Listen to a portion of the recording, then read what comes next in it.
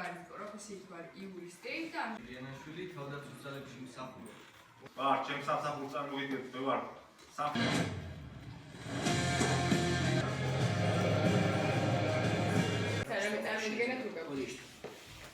ბენობის პერიოდში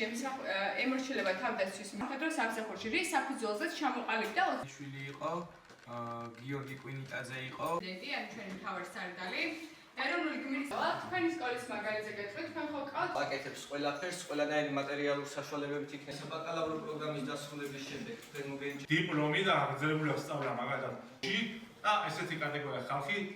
რაც მომეწონა ეს იყო თავიდან რომ ეროვნული გმირების დაგვიწყეს საუბარი და პრეზენტაცია იყო სადაც გაგვაცნეს საქართველოს ეროვნული გმირები და ჩვენი ისტორია ვინც შემოგვინახა ქვეყანა რა თქმა უნდა იქიდან ვიცოდით ბევრი მაგრამ ზოგი იყვნენ ისინი რომლებიც არ ვიცოდის და ისე იყვნენ გმირები ძალიან ბევრი რამე გავიგეთ დღეს სხვადასხვა პროფესიებზე ჯარში ძალიან კარგი აღჭურვილობა აქვს ძალიან საინტერესო ინფორმაციები მოგვაწოდეს რაც არ ვიცოდით რაც ახლა გავიგეთ და ჩემი აზრით გამოგვადგება კიდეც მომავალში ესეთი რაღაცები კიდევ ბევრჯერ უნდა ჩატარდეს რომ გაიგონ ახალგაზრდობამ რა არის ჯარი და ისთვის გამოიყენება ის აუხსენით სკოლის მოსწავლეებს თუ ზოგადად რა არის თავდაცვის ძალები, რას ემსახურება, როგორ კარიერული განვითარების საშუალებებს გვაძლევს. პრეზენტაცია მიმდინარეობდა კითხვა-პასუხის რეჟიმში, მოსწავლეები იყვნენ აქტიურად ჩართული პრეზენტაციაში,